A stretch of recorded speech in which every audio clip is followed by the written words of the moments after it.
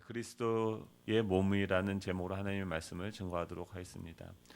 고린도전서를 살펴보고 있습니다. 고린도전서 12장부터 14장의 내용은 고린도 안에 있었던 문제, 그 성령의 은사로 말미암아서 나타났던 그 문제에 대하여 사도 바울이 회신하는 방식으로서 그 문제를 해결하고 있는 내용입니다. 교회는 이 성령으로 세례를 받고 예수 그리스도를 구주로 고백하는 사람들이 모여서 예배를 드리고 교제를 나누는 공동체이죠. 교회에 속한 성도들은 하나님께 각자 적합한 은사를 받습니다. 그리고 그 은사를 활용하여서 그 은사를 주시는 목적은 교회를 세워가기 위해서, 다른 사람들을 세워가고 그 사람들을 회복시키는 일들을 위해서 하나님께서는 모든 사람들에게 은사를 줍니다. 은사는 교회를 아름답게 세워가기 위한 하나님의 선물이었습니다. 그런데 고린도 교회 안에 발생했던 문제들은 일부 교인들이 자신이 받은 그 은사를 잘못 이해하고 잘못 활용하여서 오히려 교회를 파괴하는 결과를 낳게 된 것입니다. 특히 고린도 교회에서는 이 방언의 은사를 받은 사람들이 교회 분란을 일으켰습니다. 열심으로 하나님께 기도하고 또 중보기도를 하고 여러 가지 것들을 하다가 자신도 모르게 이상한 언어들이 나오게 되어지고 또 그것이 다른 사람들의 주목을 이끌게 되어지자 이 사람들은, 이 특별한 은사를 받았던 그 사람들은 자신이 뭐가 된 것처럼 생각하고 영적인 그 우월감에 다른 사람들을 판단하고 또 다른 사람들보다 자기가 더 우월한 존재인 것처럼 생각을 하는 그런 실수를 범하게 되어진 것입니다. 왜 이런 일들이 발생했냐면 그 당시 지금 유대인 그 그리스도인들이 거하고 있던 그 고린도 지역에 그 헬라 사람들이, 그 고린도 지역에 있는 사람들이 믿고 있던 그 이방 종교는 바로 그런 방식이었습니다. 모든 사람들이 신에게 나아갈 수가 없었기 때문에 특별히 신에게 선택을 받은 특별한 몇 사람의 은사자들, 그 사제들을 통하여서 그들은 하나님과 교통하는 방식으로서 우상을 숭배하던 이방인 신상들을 섬기던 자들은 그들이 섬기는 그 신들에게 나아갔던 것이죠. 이들은 이 교회 안에서 자신에게 하나님께서 선물로 주신 은사를 이미 받았음에도 불구하고 이 세상적인 관점들, 세상 사람들이 판단하고 있는 그 가치관의 그 기준을 따라서 자신의 은사를 이해하고 그것으로서 그들보다 자신이 더 특별하고 어떤 그 우월한 그런 존재로서 자신을 인식하는 오류에 빠졌다라는 것이 바로 고린도 교회의 문제였다라는 것입니다. 지금 그런 교회 가운데서 지금 이 사도 바울이 이 교회는 그리스도의 몸이다라는 이 비유를 통하여서 그 문제에 대한 해결책을 주는 것이 오늘 본문입니다. 12절 13절을 우리 같이 한번 읽어보도록 하겠습니다. 시작. 몸은 하나인데 많은 지체가 있고 몸의 지체가 많으나 한 몸인가 같이 그리스도도 그러하니라. 우리가 유대인이나 헬라인이나 종이나 자유인이나 다 한 성령으로 세례를 받아 한 몸이 되었고 또 다 한 성령을 마시게 하셨느니라. 아멘. 지금 이 다양한 은사들로 인하여서 경쟁하고 비교의식 속에 사로잡혀 있는 그들에게 이 사도 바울은 우리의 존재가 예수 그리스도 안에서 한 몸이다라는 것으로 대답을 하고 있습니다. 이 공동체를 몸에 비유합니다. 몸은 어떻습니까? 몸은 하나이지만 그 안에는 다양한 기능을 가지고 있는 여러 지체가 있습니다. 다양한 지체들이 있지만 손이 있고 팔이 있고 눈이 있고 코가 있고 입이 있지만 그 모든 다양한 것들은 한 몸이다라는 것을 지금 사도 바울은 이야기하고 있는 것입니다. 그들 공동체 안에는 유대인들이 있었고 헬라인이 있었고 또 종의 신분이 있던 사람들이 있었고 자유인의 신분이 있던 사람들이 있었습니다.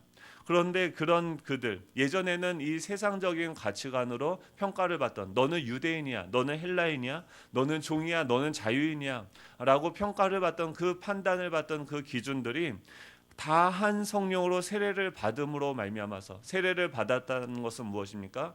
예수님께서 십자가의 죽으심과 연합되어져서 우리의 모든 외적인 것과 내적인 모든 것들이 다 무의미해졌다는 것입니다. 예수 그리스도 안에서 그분의 죽으심과 연합되어져서 죄인 되었던 우리가 이미 죽었고 다 없어졌다라는 거죠. 그리고 나서 다시 예수 그리스도의 부활하심과 연합되어져서 우리는 다시 부활하고 새로운 피조물로서 그리스도 안에서 새로운 피조물, 즉 예수 그리스도의 몸을 이루는 한 지체로서 거듭났다라는 것을 이 사도 바울은 이야기하고 있습니다. 예전에는 너희들이 종이었고 너희들이 자유인이었고 너희들이 유대인이었고 헬라인이었고 좋은 대학을 나왔고 사회적인 여러 가지 지위들, 그런 어떤 세상적인 관점으로 너희들을 판단하고 너희들을 지칭했다고 하면 그런 기준들은 너희가 예수님을 믿음으로 말미암아 세례를 받음으로 말미암아 너희들을 평가하던 그 모든 기준들은 무의미하게 되어졌다라고 이야기합니다. 오직 우리의 존재를 증명하는 단 한 가지 이유, 그것은 무엇입니까? 예수 그리스도 안에서 우리가 새로운 피조물로 다시 거듭나게 되어졌고 그분의 몸이 되어졌고 그분의 지체가 되어졌다라는 것을 이야기하고 있습니다. 다 한 성령으로 세례를 받아서 죽고 그리스도와 연합하여서 한 몸이 되어졌고 이제는 우리 모두가 다 차별 없이 한 성령을 받는 그런 존재, 그런 교회가 되어졌다라고 우리의 존재가 어떠한지에 대해서 다시금 설명하고 있는 것이죠. 그리고 14절부터 20절까지는 그 각 지체들, 지금 너희들이 다양성을 가지고 있는 각 지체들이 있지만 그 너희들이 한 몸이다라고 이야기를 하면서 그 각 지체들도 너무나도 중요하다라고 이야기를 하고 있습니다. 14절부터 20절의 내용인데요. 이 내용을 가지고선 어떤 그 박경효 씨라는 분이 쓴 어떤 동화책이 내용이 있습니다. 어떤 내용이냐면은 어느 날 제가 자주 사용하는 예화입니다. 이 입이 어느 날 자기를 자랑하는 거예요. 온 몸에 있는 각 지체의 일부분들이 다 각기 자신이 가장 중요하다라고 이야기하기 시작했습니다. 또록또록 말을 하고 아름다운 노래를 부르며 엄마 아빠를 기쁘게 하는 입, 너희들 내가 없으면은 무엇을 할 수 있는가 하면서 입이 자신이 가장 중요하다라고 자랑을 했습니다. 그러자 코가 이렇게 이야기를 합니다. 신선한 공기를 불어넣는 내가 없으면 너희들은 숨도 못 쉰다라고 이야기합니다. 그러자 눈이 이야기합니다. 너희들 내가 없으면 아무것도 볼 수 없어. 귀가 이야기합니다. 너희들 내가 없으면 소리도 듣지 못하고 너희들은 균형도 잡지 못할 거야 라고 이 온몸의 지체들이 각기 자랑에 나서게 되어집니다. 그러자 그 구석에 소외되어져 있는 한 존재가 있었습니다. 그는 바로 똥꼬였습니다. 이 똥꼬는 각 지체들이 자기를 자랑하는 그 모습을 보면서 자신의 존재에 대한 의문을 갖는 거죠. 나는 왜 존재하는가? 나는 왜 이렇게 더럽고 나는 왜 이렇게 추한 모습인가? 나는 저들의 아름다움, 자랑할 것이 하나도 없기 때문에 나는 여기 있어서는 안 되겠다라고 생각하며 이 똥꼬는 자신의 존재에 대한 질문과 고민을 하다가 결국 집을 나가게 됩니다. 자신을 찾아서 집을 나가게 되어지죠. 사람들은 그 똥꼬가 없어진 것에 대해서 너무나도 기뻐합니다. 드디어 우리는 완전하고 아름다운 공동체가 됐어 라고 이야기합니다. 그런데 밥을 먹고 점심이 되고 오후가 되었습니다. 이들 안에 문제가 생겼습니다. 뭔가 배에서 계속해서 먹을 것들이 움직이는데 그것을 배설할 수 있는 그 문이 없어진 것이죠. 결국 이 똥꼬가 돌아오게 되고 이 온몸의 지체들은 그 똥꼬를 환영하며 맞이했다라는 박경효 지음 입이 똥꼬에게라는 동화입니다. 요새 초등학교 교과서에 나오는 내용이에요. 근데 이 내용을 보면은 너무나도 동일한 거죠. 지금 우리는 여전히 교회 안에서 우리가 여기서 모여 있는 이유는 한 가지죠. 우리 모두가 다 죄인이고 우리 스스로의 능력으로 살아갈 수 없음을 고백하고 예수님을 믿음으로써 여기에 오게 된 거죠. 이제는 예전에 우리가 가지고 있던 신분과 모든 기준들이 다 의미가 없고 예수 그리스도 안에서 우리 자신을 발견한 존재가 되어진 거죠. 그리고 우리 모든 그럼에도 불구하고 우리 모두는요 다양하다라는 거죠. 입의 역할을 하고 누구는 눈의 역할을 하고 누구는 손의 역할을 하고 누구는 발의 역할을 하고 누구는 똥꼬의 역할을 하는 거죠. 우리는 그렇게 생각할 수 있습니다. 저 지체가 어떻게 우리 교회 안에 존재하고 왜 우리 옆에 있는가라고 생각을 하는데 그의 연약함 때문에 우리는 더 기도하게 되고 그를 가르치고 세우기 위해서 더 공부를 하게 되어지고, 그러므로 우리 온 몸이 같이 성장하게 되어지도록 하나님께서는 우리를 그분 안에서 한 몸으로 한 지체로 부르셨다라는 것입니다. 그렇기 때문에 사도 바울은 21절에 이렇게 이야기합니다. 눈이 손더러 내가 너를 쓸 데가 없다 하거나 또한 머리가 발더러 내가 너를 쓸 데가 없다 하지 못하리라 라고 이야기합니다. 마치 똥꼬가 집을 갖추라니 온몸이 고생하는 것과 같이 이 교회는 세상적인 어떤 효율성을 추구하는 그런 공동체와 다른 공동체인 거죠. 가장 느리고 연약한 사람에게 우리의 속도를 맞추고 그의 연약함을 채워주는 방식으로 이 강한 자들의 자신을 뽐내는 공동체가 아니라 가장 연약한 자들의 그 연약함을 채워주고 세워가는 방식으로서 일하고 있는 그것이 바로 한 몸이 예수 그리스도의 그 몸이 된 교회다라고 이야기를 하고 있습니다. 사도행전 7장에 보면 스데반 집사가 바울에 의해서 순교를 당하는 장면이 나옵니다. 그리고 9장에 보면은 이 바울이 그리스도인들을 핍박하기 위해서 다마스커스, 그 다메섹이라는 지역으로 찾아가게 되어집니다. 그리고 그 길을 가다가 주님을 만나게 되어집니다. 그때 주님이 이 사도 바울한테 이렇게 말씀하십니다. 사울아 사울아 내가 어찌하여 나를 박해하느냐라고 이야기합니다. 사울은요, 이 바울은 예수님을 만나본 적이 없습니다. 그를 박해한 적이 없습니다. 그냥 그를 믿는 그리스도인들을 박해하고 핍박했을 뿐이죠. 이 스데반을 죽였을 뿐입니다. 그런데 주님은 뭐라고 이야기하냐면 사울아 사울아 너가 왜 나를 핍박하느냐라고 이야기합니다. 지금 우리 가운데 거하고 계시는 주님은 우리 각 지체를 바라보면서 이는 내 사랑하는 내 몸이고 내 지체다라고 이야기합니다. 이 눈동자를 이 눈꺼풀이 보호하는 것처럼 자신의 그 몸 안에 있는 그 각 지체의 연약함과 아픔을 자신의 아픔과 동일시하면서 이 우리의 모든 사람 한 명 한 명을 우리가 소중하게 생각하는 것이 바로 주님의 몸된 교회라는 것입니다. 그뿐 아니라 한번 생각을 해보십시오. 우리 몸의 특징은 무엇입니까? 가장 연약한 것을, 만약에 제가 며칠 전에 허리가 좀 아팠어요. 그러니까 허리가 아프니까 뭔가 어정청하게 걷게 되어지고 또 뭐 해도 차를 타도요. 예전에 그냥 고개 숙이고 타면 되잖아요. 근데 고개를 숙일 수 없으니까 누가 고생합니까? 손과 발이, 손이 그 문을 막 잡으면서 바들바들 떨면서 막 이러고 차를 타는 거죠. 이 허리가 연약하다고 해서 허리를 버리는 것이 아니라 그 연약함을 채우기 위해서 온몸의 지체들이 합력하여서 선을 이루는 그런 공동체가 바로 교회라는 것입니다. 지금 이 교회는 완전한 거룩의 경지에 도달하여서 더 이상 배울 필요도 훈련할 필요도 없는 성인들이 모여있는 박물관이 아닙니다. 교회는 아직도 완전한 성화의 단계에 이르지 못한 죄인들이 모여서 완전한 성화를 향하여 끊임없이 나아가며 훈련하는 죄인들의 학교인 것이죠. 그래서 이 공동체에서는 약한 지체들의 역할이 너무나도 중요합니다. 우리 공동체 안에서 중요한 사람들은 강한 사람, 능력 있는 사람, 성장한 사람이 아니라 그들 안에, 우리 안에 있는 약한 사람들, 약한 지체의 역할들이 너무나도 중요하다라는 것입니다. 약한 지체들이 교회 공동체에 적응할 수 있도록 하기 위해서는 강한 지체들이 관심과 돌봄, 또 서로 그 상대방의 입장에서 이해하고 노력해 보려는 노력과 희생과 인내 가운데서 지금 하나님께서는 이 공동체를 한 몸으로 엮어주시면서 그 안에서 사랑을 배우고 실천하는 공동체로서 우리를 교회로 부르신 것이죠. 한번 생각을 해보십시오. 우리가 미래를 생각한다라고 생각을 해봅시다. 미래를 생각할 때, 우리 자녀들의 미래를 생각할 때 우리는 어떻게 생각합니까? 지금 세상은 다 자신만 생각합니다. 개인주의적인 사고를 생각합니다. 그렇기 때문에 어떤 개인의 장래에 대해서 생각을 할 때도 나는 앞으로 어떤 직업을 가지고 어떤 삶을 살 것이다, 개인 중심으로 생각을 하는 거죠.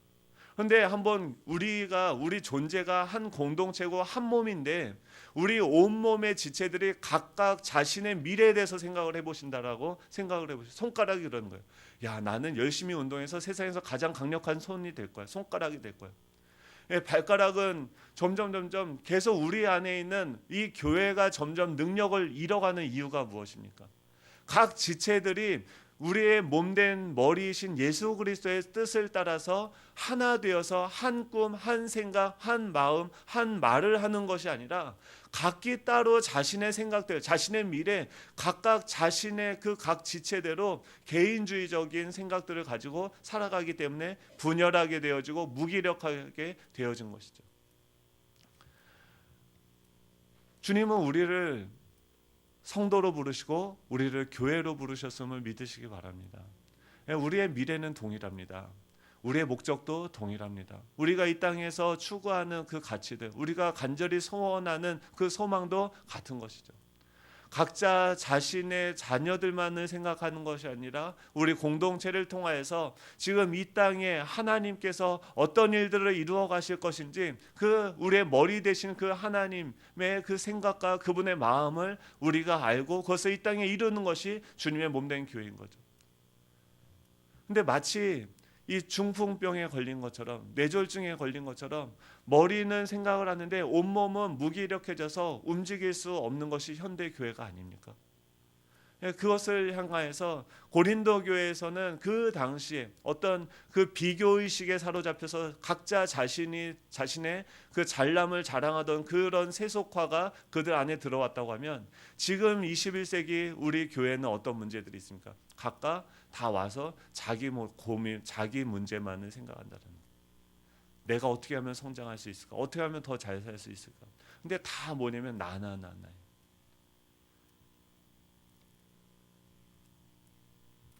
교회는 어떤 곳입니까? 23절, 24절입니다. 우리 한번 같이 읽어보도록 하겠습니다. 시작. 우리가 몸에 덜 귀히 여기는 그것들을 더욱 귀한 것들로 입혀주며 우리 아름답지 못한 지체는 더욱 아름다운 것을 얻느니라. 그런즉 우리의 아름다운 지체는 그럴 필요가 없느니라. 오직 하나님이 몸을 고르게 하여 부족한 지체에게 귀중함을 더하사. 지금 이 교회라는 곳은 예수님의 몸된 공동체는 그 특징이 있는데, 몸에 덜 귀히 여기는 그것들을 더욱 귀한 것들을 희생하고 그것들을 헌신하여서 입혀주는 공동체다라고 이야기합니다. 너무나도 우리는 익숙하지 않습니까? 우리가 밖을 나갈 때 여성분들은 매일 이 일들 합니다. 우리 몸에 덜 귀한 것이 있죠. 우리 안에 얼굴에 연약함들이 있지 않습니까? 그것을 뭐 합니까? 화장품을 사용해서, 비비크림을 사용해서 주근깨를 가리죠. 네, 귀한 것으로 우리 안에 있는 우리 안에 그 충만한 그 뱃살들을 우리는 어떻게 합니까? 복대를 이렇게 차면서 이렇게 섬기는 거죠. 그러니까 우리 몸은 어떤 것이면 더 귀한 것들이 더 약한 것들을 지금 섬기면서 어떻게 합니까? 아름다워 보일 수 있도록 서로 협력해서 노력한다는 거예요. 그 세상은 어떻습니까? 잘난 것들만 남겨놓고 약한 것들은 다 잘라버리는 방식이죠.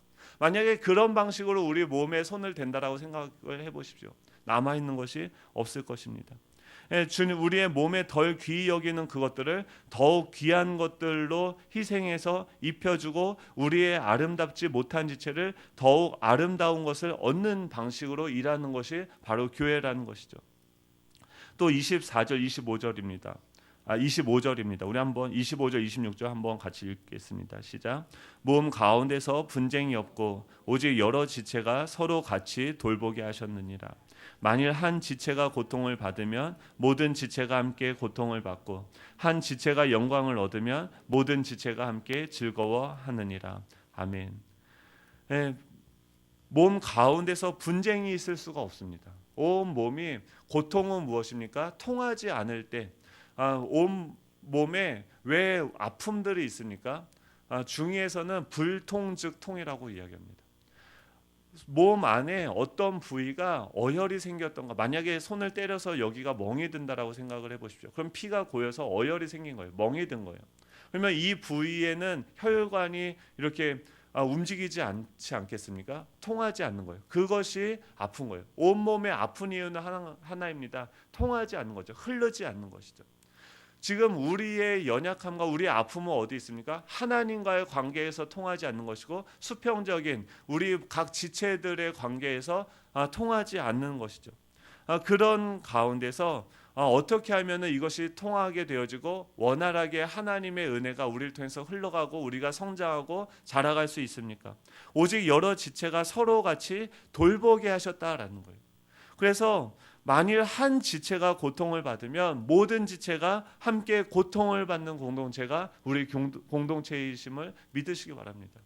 만약에 지금 우리 목장 안에 한 식구가 지금 너무나도 힘든 일을 당하는 거예요. 그런데 그 기도 제목을 내가 들었는데 아무런 마음의 동요도 일어나지 않아요. 목장 예배 끝나고 뭐 맛있는 걸 먹을까 이런 생각들이 들어가는 거죠. 이게 무엇입니까?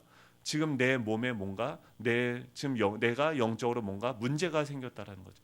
타인의 아픔을, 내 손이 지금 다쳤는데 당뇨병이 위험한 것이 무엇입니까? 발끝이 썩어가는데 그 아픈 것이 몸에 느껴지지 않는 거예요.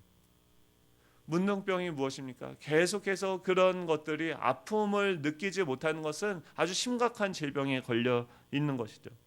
또한 마찬가지로 한 지체가 영광을 받으면 모든 지체가 함께 즐거워한다라는 거예요. 만약에 달리기를 하는데 지금 이 사람이 달려서 가장 먼저 손을 내밀어서 그 꼬린 지점에 1등으로 들어갔다라고 생각을 해보십시오. 그러면 이것이 이 손만이 기뻐할 일입니까? 아니죠. 이 온 몸이 그 지체가 달리기를 해서 1등한 것을 기뻐하는 것이죠. 한 지체의 영광이 우리 모두의 영광인 것이죠. 그런 것으로서 하나님께서는 우리 각 사람에게 은사를 주셨다라는 것입니다. 27절부터 31절이죠. 우리 다 같이 읽겠습니다. 너희는 그리스도의 몸이요 지체의 각 부분이라. 하나님이 교회 중에 몇을 세우셨으니 첫째는 사도요, 둘째는 선지자요, 셋째는 교사요, 그 다음은 능력을 행하는 자요, 그 다음은 병 고치는 은사와 서로 돕는 것과 다스리는 것과 각종 방언을 말하는 것이라. 다 사도이겠느냐? 다 선지자이겠느냐? 다 교사이겠느냐? 다 능력을 행하는 자이겠느냐? 다 병 고치는 은사를 가진 자이겠느냐? 다 방언을 말하는 자이겠느냐? 다 통역을 하는 자이겠느냐? 너희는 더욱 큰 은사를 삼아라. 내가 또한 가장 좋은 길을 너희에게 보이리라. 하나님께서는 이 교회 안에 연약한 그 지체들을 섬기고 또 세우는 일들을 위하여서 각 사람에게 다양한 은사를 주셨다라고 이야기합니다. 누가 더 높고 더 낮은 것이 아닙니다. 역할이 다른 것이죠. 기능이 다른 것이죠. 그것으로 인하여서 저 사람보다 내가 더 낫고 저 사람이 나보다 부족한 것이 아니다라는 것을 이야기합니다. 지금은 현대교회는 우리가 어떤 역할들이 있습니까? 목사가 있고 권사가 있고 장로가 있고 집사가 있고 다양한 직분들이 있습니다. 또 우리 교회 안에서 목사는 그러면 목사라고 이야기하고 목사는 교육자고 또 일반 성도들은 평신도라고 이야기합니다. 그러면은 목사는 몸에서 어떤 부위에 속해 있습니까? 어떤 분들은 그렇게 얘기해요. 목사니까 예수님이 머리니까 그 바로 밑에 있는 목이 목사의 역할이 아닐까라고 얘기를 합니다.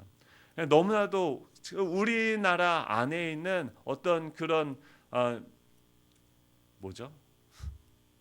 아무튼 그런 상하 계급 구조의 어떤 이런 인식들이 우리 안에 들어와서 그런 관점으로 교회 안의 직분들을 바라보는 거죠. 교회는 어떤 곳입니까? 가장 큰 자가 가장 낮은 곳에서 섬기는 자죠. 목사가 장로가 권사라는 직분을 준 이유는 무엇입니까? 남들에게 명령하고 남들을 어떻게 하라는 것이 아니라 가장 낮은 곳에서 가장 연약한 자들을 섬기라고 그 직분을 주는 거죠. 하지만 모든 사람이 다 목사일 수는 없죠. 모든 사람이 장로이고 모든 사람이 다 권사일 수는 없는 것입니다. 어떤 사람은 이곳에서 찬양을 드리고 어떤 사람은 이곳에서 말씀을 전하는 방식으로 주님의 몸된 교회를 섬기는 것이고 그 일을 할 때 어떤 분들은 차량 봉사로 어떤 분들은 저 보이지 않는 그 식당에서 맛있는 점심을 준비하는 것이죠.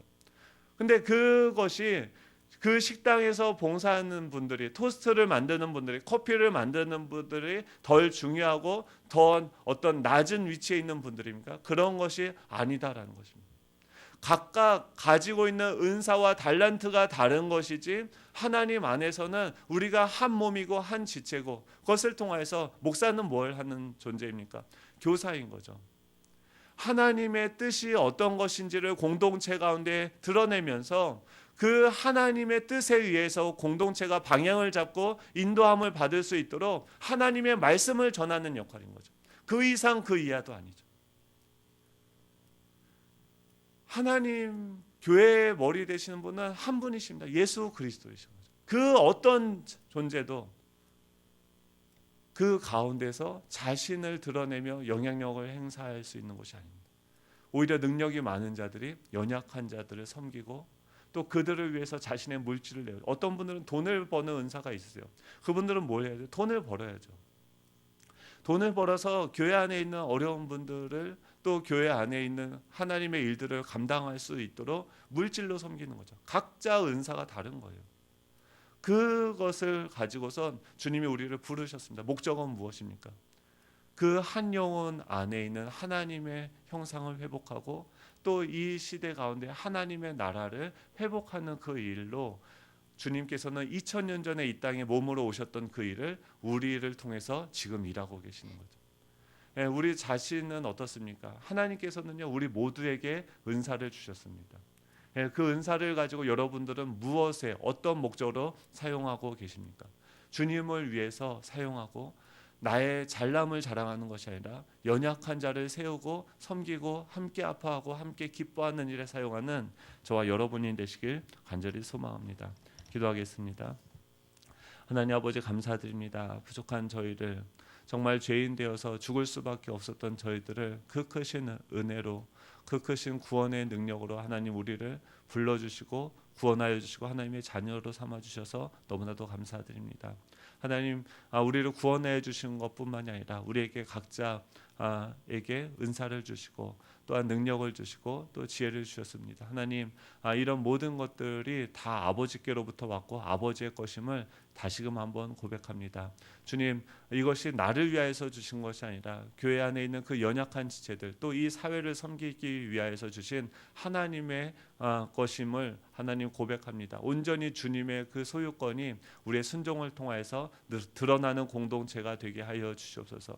우리의 연약한 지체들을 바라볼 때 세상적인 관점으로 판단을 하는 것이 아니라 하나님께서 우리에게 그렇게 대해 주셨듯이 그를 사랑하고 우리의 목숨을 내어주는 방식으로 그를 살리고 세워갈 수 있는 그런 사랑의 공동체가 되게 하여 주시고 하나님 아버지 우리 안에 있는 모든 연약한 지체들이 골고루 건강하게 세워져 갈 수 있는 우리 예수양남교회가 되게 하여 주시옵소서. 오늘 하루도 아버지 수많은 사건들이 있고 또 수많은 사람들을 만나게 되어집니다. 주여 우리에게 은사를 더하여 주셔서 하나님 그들을 섬기고 사랑하고 세워가게 하여 주시옵소서. 감사드리며 예수님의 이름으로 기도드립니다. 아멘. 하늘에 계신 우리 아버지요